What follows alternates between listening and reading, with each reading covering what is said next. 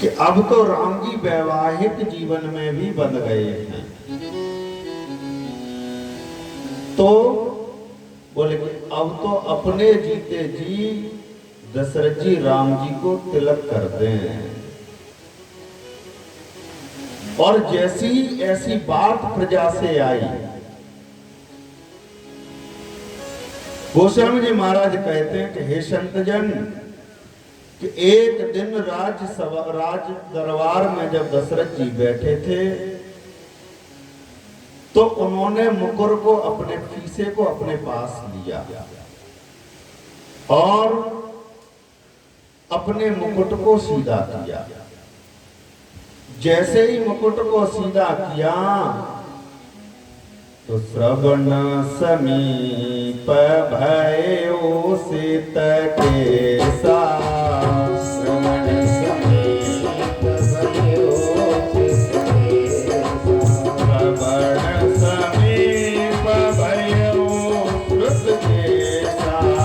श्रवण समीप भयो श्रुत केसा।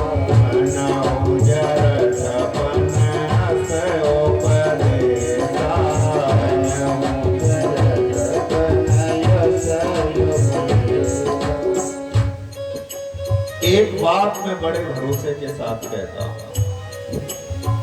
कि दशरथ जी की इतनी जल्दी इच्छा नहीं थी राम जी को राजा बनाने की। जब प्रजा से ये मत आया कि सबके उर अभिलाष यह, तो जब प्रजा की ये अभिलाषा देखी, क्या राजा रोजाना शीशे में मुंह नहीं देखते थे क्या?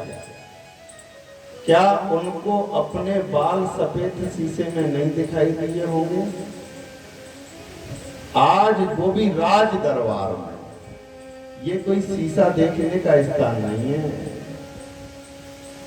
जब सभी मंत्रियों की, सभी प्रजा का भाव देखा कि सब लोग अब हृदय में चाह रहे हैं कि राम जी राजा बन जाएं, तो सभी के समक्ष, क्योंकि चक्रवर्ती सम्राट है, बड़े अनुशासित सम्राट हैं, धर्मयुक्त सम्राट हैं, इसलिए कोई कह नहीं पा रहा था। तो सबकी भावनाओं को देखते हुए श्रवण समीप भय सित केसा। श्रवण समीप भय सित केसा। श्रवण समीप भय सित केसा। श्रवण समीप भय सित केसा। मनौ जरठ पनस।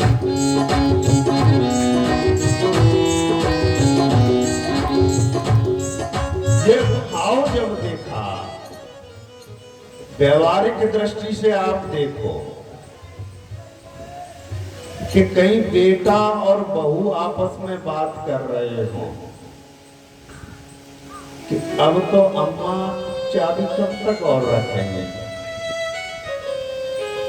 अब तो 80 साल की है गई,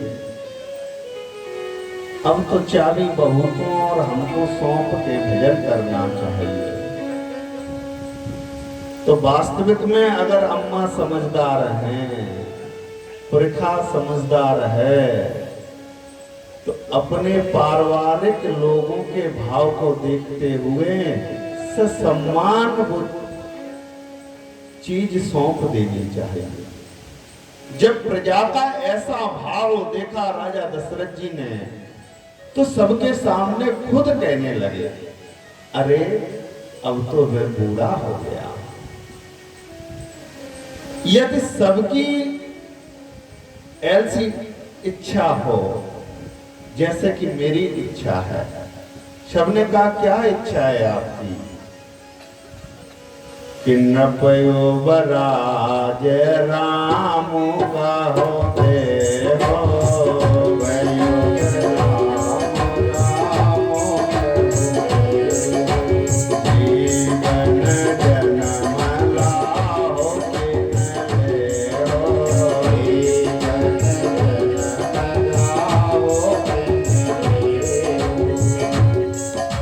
दशरथ जी ने कहा कि मंत्रियों, सभासदों, ये जो मेरे कान के ऊपर जो बाल सफेद हो गए ना, ये पता है क्या कह रहे हैं?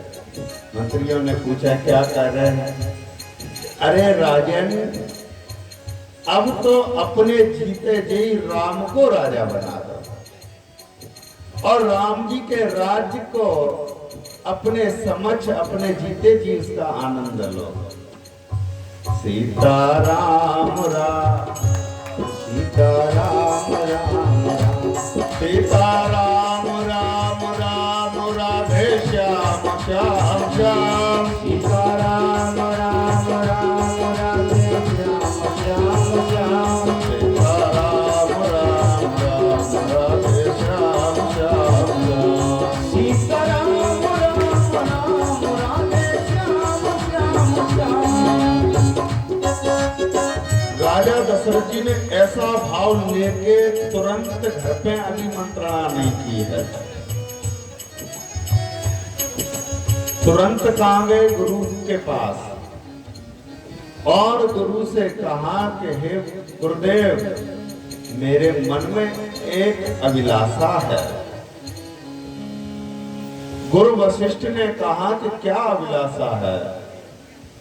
बोले कि गुरुदेव सुनो, मैं ये चाहता हूं कि अपने जीते जी राम जी को राजा बना दें और ऐसा केवल मेरा ही मत नहीं है, इस अयोध्या में रहने वाले छोटे से लेकर बड़े व्यक्ति का भी यही मानना है कि अब हमारे राम जी सब प्रकार से सब योग्य हो गए हैं, उनको राजा बना दिया जाए। वशिष्ठ जी समझ गए। वशिष्ठ जी ने कहा कि राजन, इससे बढ़िया सुंदर विचार कोई नहीं हो सकता, लेकिन हे राजन, कुछ बातें प्रबोध की मैं आपसे बताना चाहता हूं।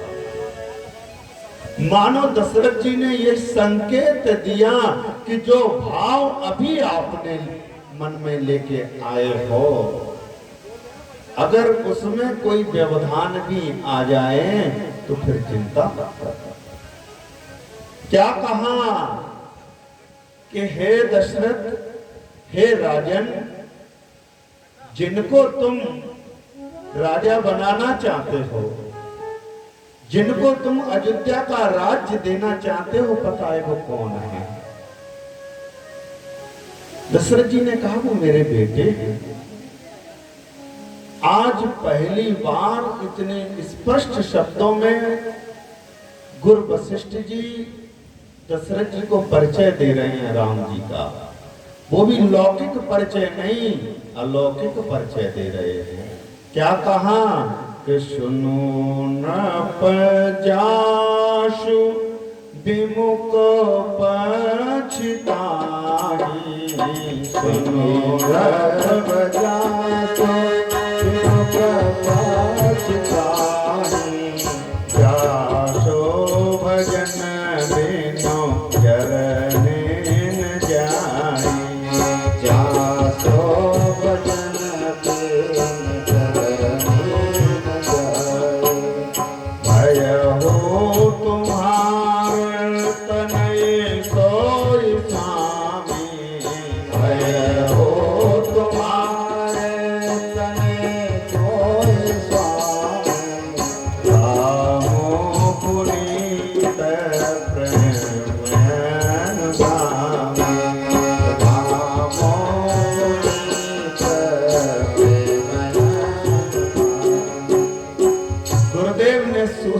अब इनके ऊपर बहुत बड़ा संकट आने वाला है, और अगर इनके प्राणों की रक्षा अगर हमको करनी है, दशरथ जी को जीवित रखना है, तो अब इनका पुत्र मोह कम करना पड़ेगा। इनके हृदय में ये बात बिठानी पड़ेगी कि राम कोई साधारण व्यक्ति नहीं है। राम जी का आगमन केवल अयोध्या के लिए नहीं है, तो बोले रामो सकल रामो जन्म जग मंगल है, तो राम जन्म जग मंगल है। तो मुझे इनको ये बात बतानी पड़ेगी, ये तो पुत्र मोह में अभी इनकी स्थिति ऐसी है। अगर अभी राम जी कहीं चले गए तो ये प्राणों का परित्याग कर देंगे। इसलिए कहा कि राजन, राम जी का अभिषेक हो या ना हो, मान लो संकेत में ये कह दिया, आपके यहाँ जो आए हैं ना, उनसे जो भी विमुखता ओढ़ लेता है, उनके सन्मुख आके या उनसे विमुख होकर के जो जीव रहता है, उनकी विमुखता जो ओढ़ लेता है, वो जीवन भर केवल पछताता है। प्रमाण क्या है? जीवन भर रावण ने राम जी से विमुखता रखी, तो उनकी धर्म पत्नी इस बात को प्रमाणित कर रही है क्या कि रहा न को रो बनिहारा,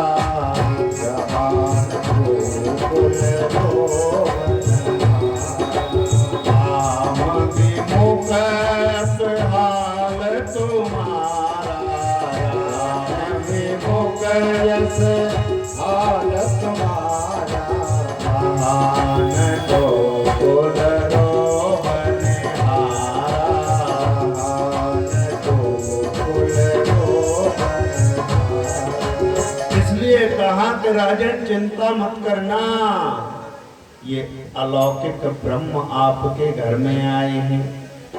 दशरथ जी ने कहा आ कैसे गए ये मेरे घर में?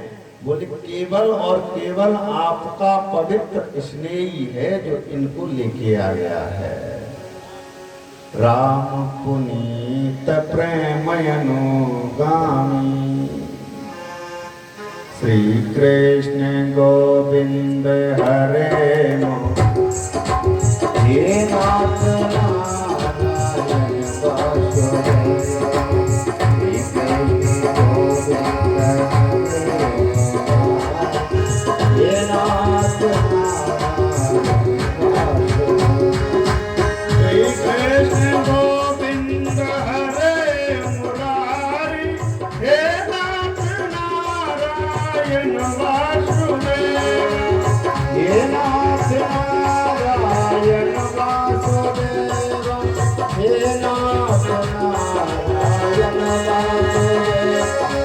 He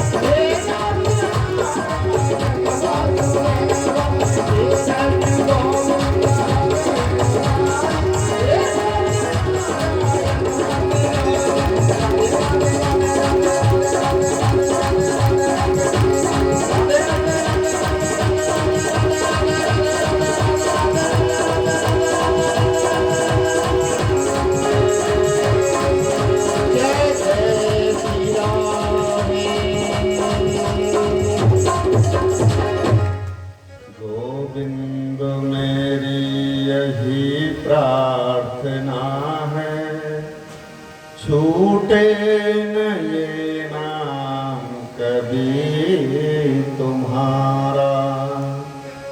निष्काम होके मैं दिन रात गाऊं, श्री कृष्ण गोविंद हरे मुरारी। गुरुदेव वशिष्ठ ने कहा कि राजन, जो भाव आप यहाँ आए हो लेके, मैं तो यही कहता हूँ कि बेगी विलंबो न करियन पर,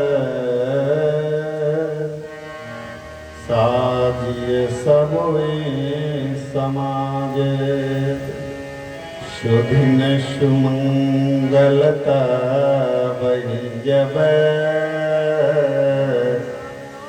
राम होय युवराज।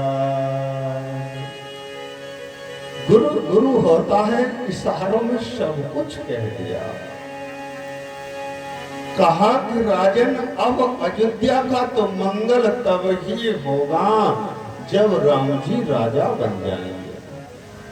सुदिन सुमंगल तब ही जब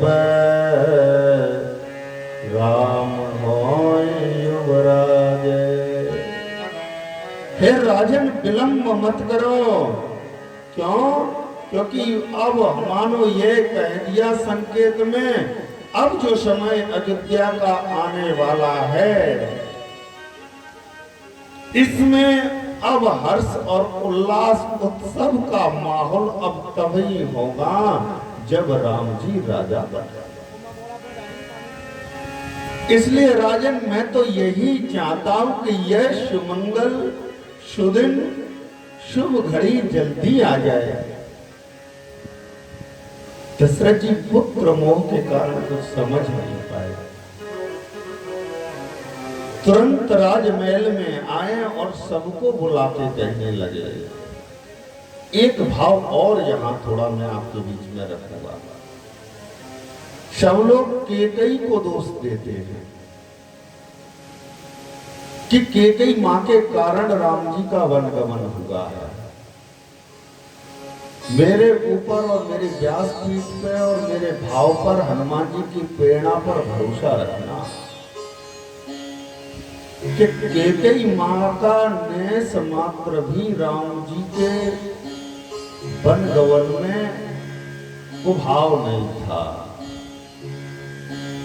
अरे मेरी माँ तो नित्य एक ही वर मांगती थी कि अगले जन्म में राम जी जैसा पुत्र मुझे मिल जाए, सीता जैसी बधू मुझे मिल जाए। भला वो क्या राम को वन भेजेगी? जैसे ही राम जी का विवाह होके अयोध्या में आए थे, एक दिन मैया केकई की आंखों को बंद कर लिया। मैया केकई ने कहा, कौन है? राम ने कहा कि मैया मैं आंखें तभी खोलूंगा जब तू मुझे कुछ देगी। मां ने कहा कि मैंने पहचान लिया, ये मेरा बेटा राम है। बेटा क्या बात है, क्या चाहते हो?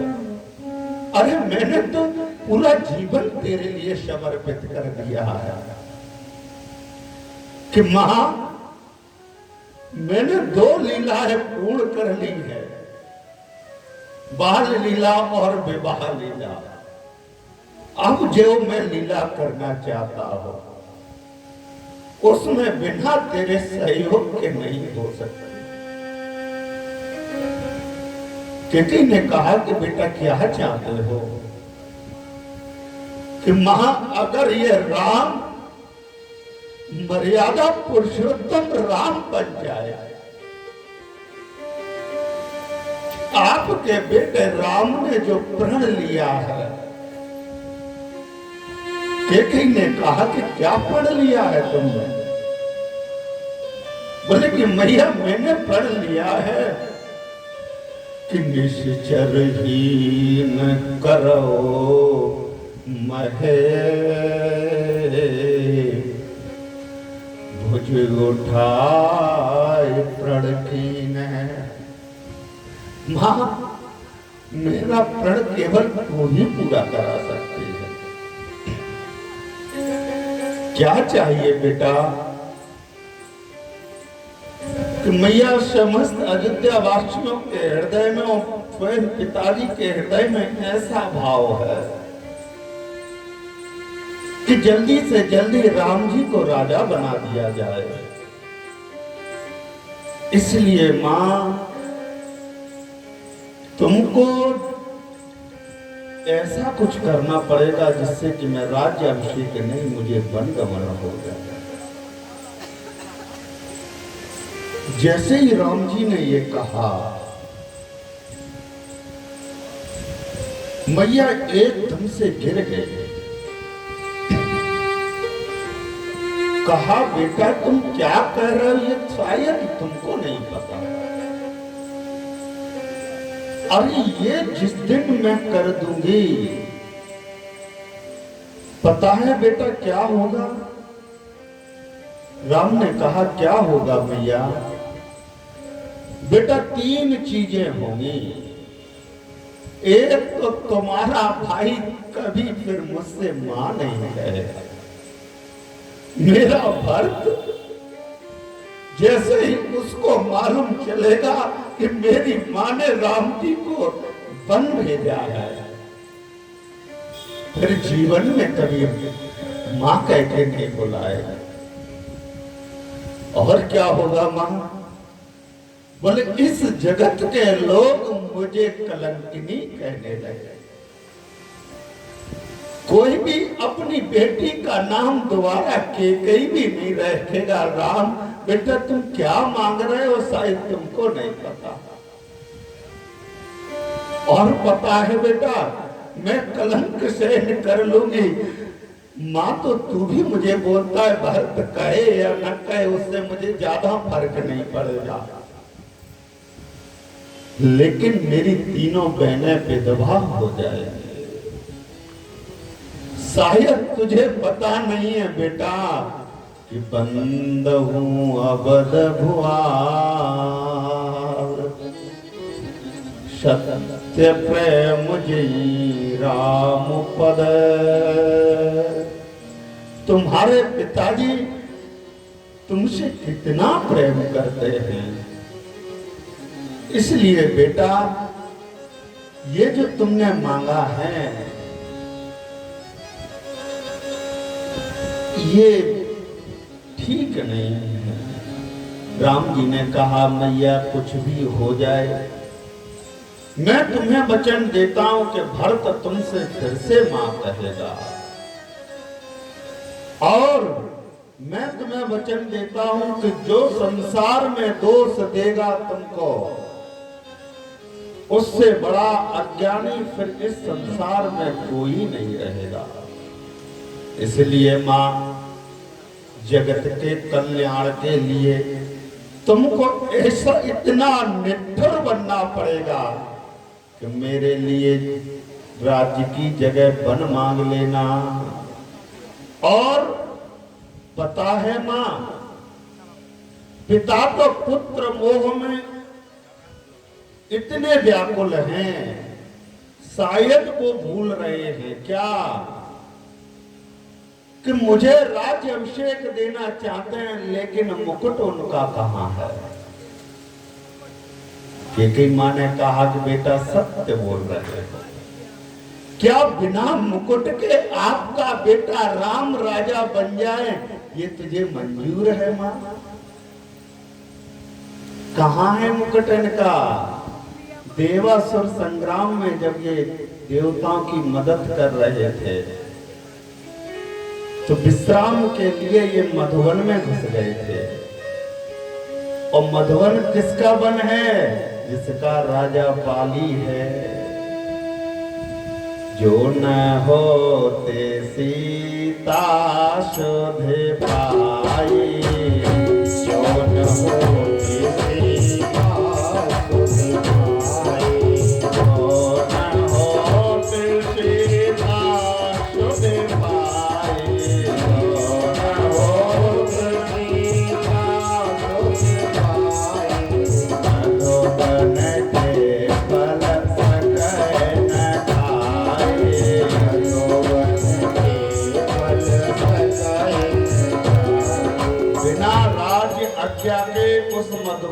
कोई प्रवेश नहीं करता था। दशरथ जी बहुत थक गए थे, इसलिए उस मधुवन में प्रवेश कर गए। जैसे ही बाली को मालूम चला, तुरंत आ गया, कहा कौन है? इन्होंने कहा कि मैं अयोध्या का राजा दशरथ हूं। बाली ने कहा कि शायद तुमको पता नहीं है कि इस मधुवन में मेरी आज्ञा के बगैर कोई प्रवेश नहीं कर सकता, प्रवेश निषेध है। बिना राजज्ञा के तुम इसमें कैसे प्रवेश कर गए? अब तुम राजज्ञा के प्रवेश कर ही गए हो तो मुझसे युद्ध करना पड़ेगा। दशरथ जी को पता था कि बाली से युद्ध में जीत नहीं सकते, क्योंकि आधा बल इसके पास चला जाता है। तो मना कर दिया कि बोले कि मैं वैसे ही बहुत हारा थका हूं, देवासुर संग्राम से आ रहा हूं, मुझे ज्ञात नहीं था कि इसमें बिना राजज्ञा के प्रवेश नहीं होता, इसलिए कोई दूसरा उपाय बताओ। तो बाली ने कहा कि ये मुकुट यहाँ रखे जाना पड़ेगा। दशरथ जी वहां मुकुट रखे वापस अयोध्या आए हैं।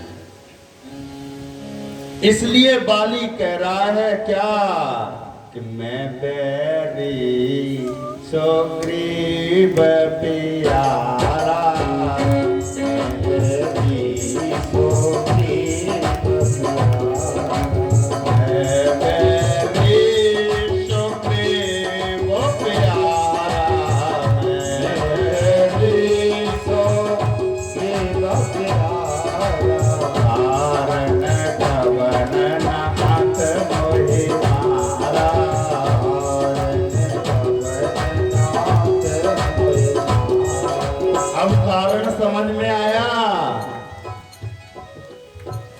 सब कुछ तय था।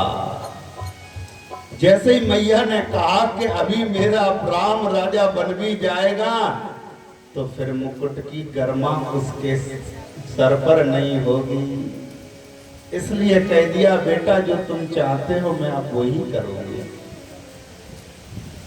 और आज जैसे ही दशरथ जी, और यही यहां वशिष्ठ जी ने कहा है कि बेग विलंब न करियन पर साजिय सबहु समाज, सुदिन सुमंगल तब ही जब राम होय योगराज। दशरथ जी तुरंत लौट के राजमहल में आए, इतने हर्ष और उत्साह से भरे हुए हैं कि सबको बुला लिया है पास में, और कहा कि जो गुरुदेव की आज्ञा है वो जो गुरुदेव कहे वो तुरंत कीजिए। क्या कह रहे हैं कि पुलकेश प्रेम परस पर कहे, पुलकेश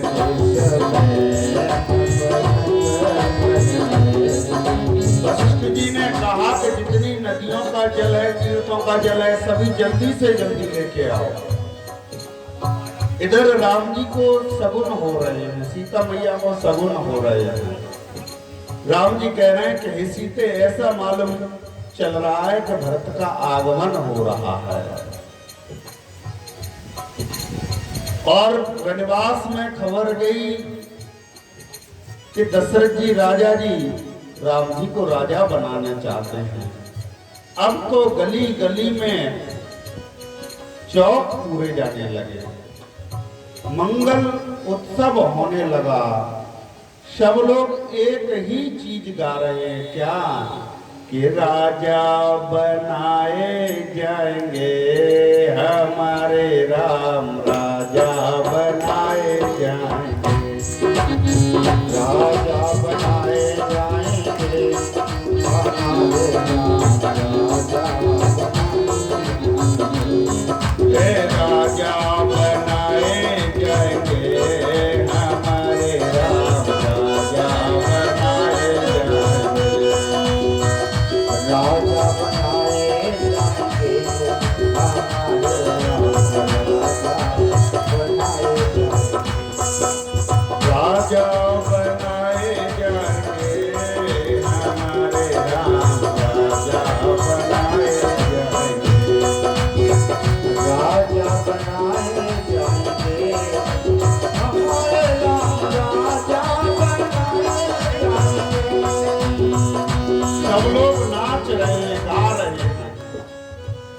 मैया सुमित्रा सुंदर सुंदर चौक पूर रही है और मैया कौशल्या सबको दान दे रही है। राजा बनाए जाएंगे हमारे राम, राजा बनाए जाएंगे।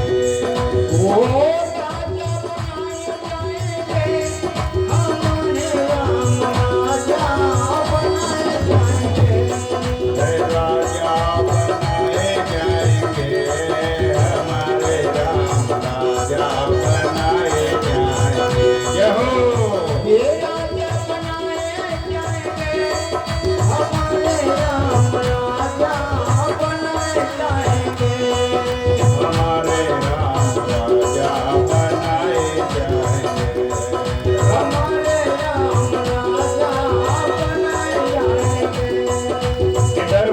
जी ने कहा,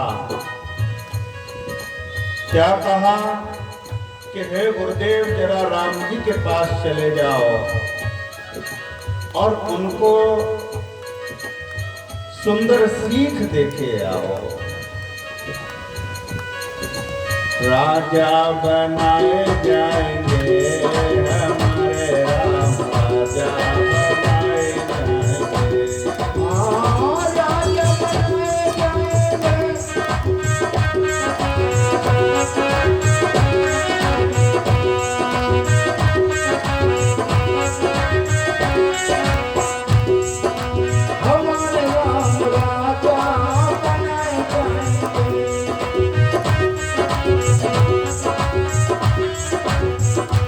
गुरुदेव तुरंत राम जी के महल में पहुंचे। जैसे ही राम जी को पता चला आज गुरुदेव का आगमन हुआ है, सेवक सदन स्वामी आगमनु, मंगल मूल मंगल दमनु। कहा कि हे प्रभु, वैसे तो सेवक के घर पर अगर स्वामी का आगमन हो तो यह मंगल का मूल होता है और अमंगलों को नाश करने वाला होता है, लेकिन प्रभु इस सेवक को वही बुला लिया होता, मैं ही आ जाता। वशिष्ठ जी ने कहा कि बेटा बात ही कुछ और है।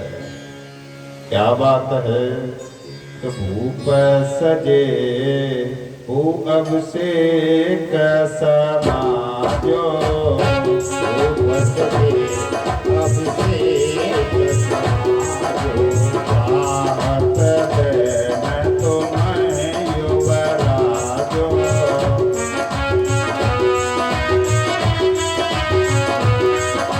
क्या कहा गुरुदेव ने? हम नहीं तो चाहत तुम्हें देन युवराजो। हे बेटा, आपके पिताजी आपको राजा बनाना चाहते हैं। ये नहीं कहा कि आपको राज्याभिषेक हो रहा है। राम जी से स्पष्ट शब्दों में कहा कि अभी जो आप राजा बन रहे हैं वो आपके पिता की इच्छा है। राम जी ने कहा कि गुरुदेव मुझे क्या करना पड़ेगा? कहा कि हे राम करो संयम सब आजो, जो विधि कुशल निभाए काजो। हे राम, तुमको समस्त संयमों का अनुसरण करना पड़ेगा। राम जी ने कहा क्यों? क्योंकि जिससे कि विधाता तुम्हारे पिता की आज्ञा पूरी कर दे। ऐसा जब राम जी से कहा तो राम जी को बड़ा सोच हुआ गुरुदेव के जाने के बाद कि हम चारों भाइयों का विवाह साक्षात हुआ, चारों भाइयों का जन्म साक्षात हुआ, चारों भाइयों का यज्ञोपवीत साक्षात हुआ, जनेऊकरण संस्कार साक्षात हुआ, चूड़ाकरण संस्कार साक्षात हुआ, साथ में चारों भाइयों ने शिक्षा ग्रहण की। लेकिन जब राज्य अभिषेक की बात आ रही है तो अभी तो चारों भाई यहाँ साथ साथ भी नहीं है। इस युग में इस वंश की केवल एक ही कुरीति है, क्या? कभी विमल वंश यह अनुचित एको,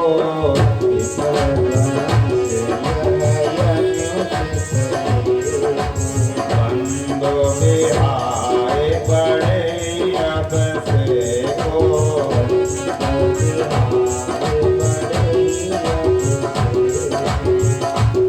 राम जी ने कहा कि इस विमल वंश में एक ही केवल गलत नीति है कि बड़े को ही यहाँ राजा बनाया जाता है। अब तो समस्त प्रजा के मन में केवल एक ही कामना है कि भरत जल्दी से जल्दी आ जाए। और सभी अयोध्यावासी एक ही गाना गुनगुना रहे थे। जिधर भी जिस भी गली में जा रहे हैं, जिसके भी दरवाजे से निकल रहे हैं, सब लोग सुंदर सुंदर चौक पूर रहे हैं और एक ही गाना गा रहे हैं, क्या कि राजा बनाए जाएंगे हमारे राम, राजा बनाए जाएंगे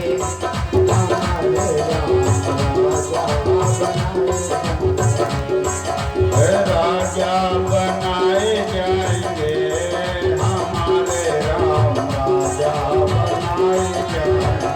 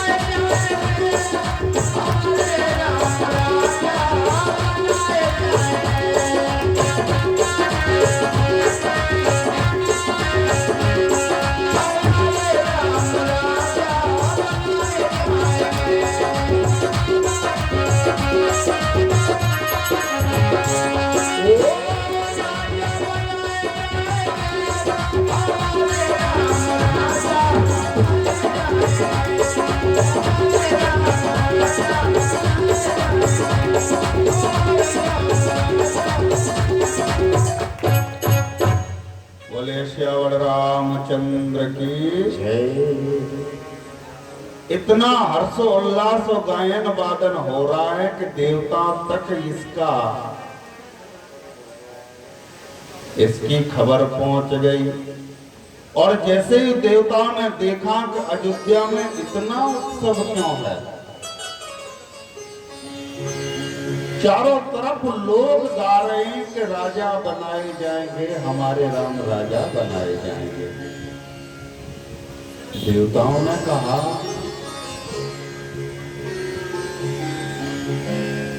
क्या ये इसीलिए गए थे?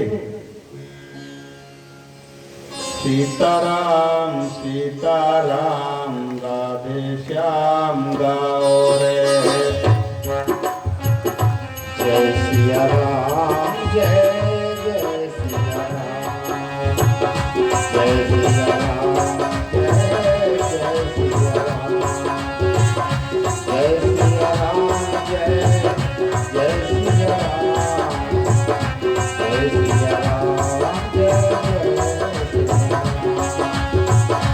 जय सिया राम जय जय सिया राम, जय सिया राम, जय सिया राम, जय सिया राम।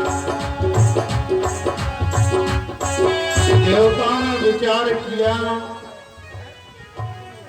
अरे इनका जन्म किस लिए हुआ था यही शायद ये भूल गए। अब खूब खीर पूरी खा रहे, पुआ खा रहे थे और खीर पुआ खाने के बाद विवाह कर लिया और विवाह करने के बाद अब तो ये राजा भी बने जाते हैं और हम तो वानर स्वरूप में इधर उधर पर्वतों पे भटक रहे हैं, इंतजार कर रहे हैं कि कब ये अयोध्या से बाहर निकलेंगे और कब ये पृथ्वी का भार हल्का होगा। इसलिए देवता ने कहा कि अब कुछ ऐसा करना पड़ेगा जिससे कि इनके राज्य अभिषेक में बाधा उत्पन्न हो जाए। पूरी अयोध्या नगरी में देवताओं ने देखा कि कोई नहीं मिला, तो फिर कहा कि सरस्वती जी के अलावा कोई कार्य नहीं ये कर सकता। मैया सरस्वती का आह्वान किया कि लोक कल्याण के लिए, जगत कल्याण के लिए तुम्हें ऐसा करना पड़ेगा जिससे कि राम जी का अभिषेक की जगह वनगवन हो जाए। सरस्वती मैया ने कहा कि यद्यपि ये बात तो अनीति वाली है, नीति के विपरीत है, विरुद्ध है, लेकिन आप लोग चूंकि कह रहे हैं कि ये लोग हित के लिए, इसलिए मैं कर सकती हूं। और मैया सरस्वती ने आकर के अयोध्या में घर घर जाके देखा कि कोई भी तो ऐसा मिल जाए जो राम जी से या राम जी की मां से चिढ़ता हो। कोई नहीं मिला। क्यों? क्योंकि बैरी हुरा मुंह बड़ाई करनी, बैरी हुरा बैरी हुरा मुंह बड़ाई करनी, बैरी हुरा बोलन मिलन मोहित मन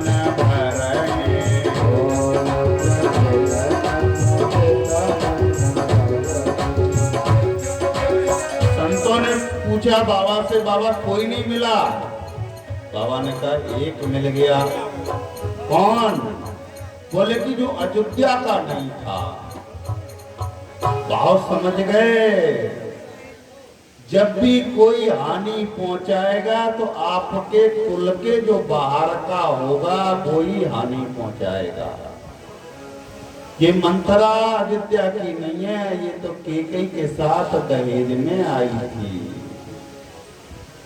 इसलिए के नाम मंथरा मंदमते, चेरी के कई केरी, अजस पेटारी ताह करे, गई गिरा मत फेरे। जैसे ही सरस्वती ने मंथरा की बुद्धि को फेरा, अब तो उसने जैसे ही गायन वायन देखा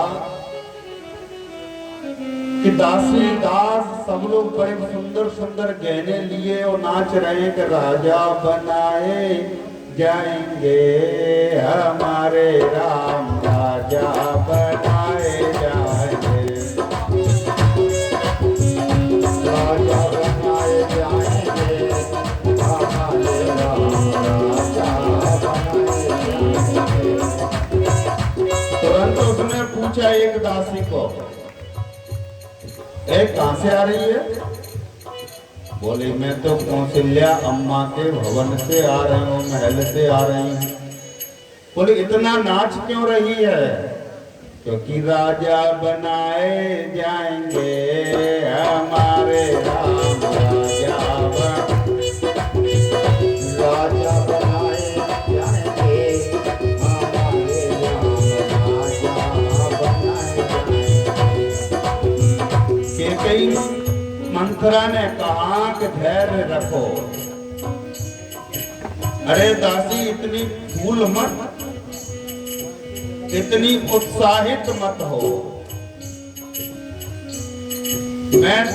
मेरी बात को ध्यान पूर्वक सुन। तुझे जितना नाच रही है ना, अरे घर से निकाले जाएंगे तुम्हारे राम, घर से निकाले जाएंगे।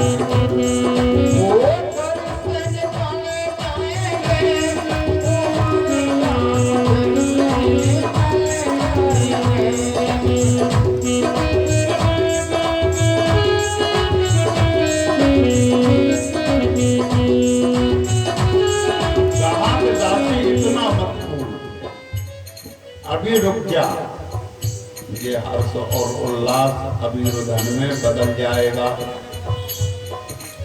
और ऐसा कहती हुई वो मंथरा केकई के महल में आती है। केकई को प्रणाम किया, इतना भरा केकई को, इतना भरा कि शुरू में तो केकई ने कहा कि अरे तेरी जीभ को काट लूंगा, तू यहां से चली जा। लेकिन हुई है जो सो राम रचिरा था, हुई है